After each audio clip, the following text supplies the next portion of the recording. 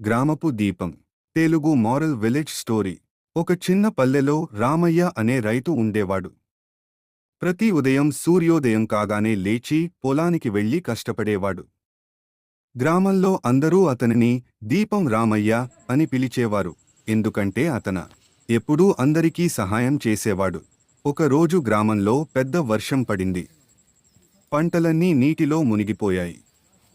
చాలామంది రైతులు నిరాశలో పడ్డారు. కాని రామయ్య మాత్రం తన పొలాన్ని చూసి చిరునవ్వు పెట్టాడు. అతను అన్నాడు, మన కష్టాన్ని నీరు తీసుకుపోయిందేమో కాని మన ఆశను కాదు. తర్వాత రోజుల్లో రామయ్య అందరికీ ఉచితంగా విత్తనాలు పంచాడు.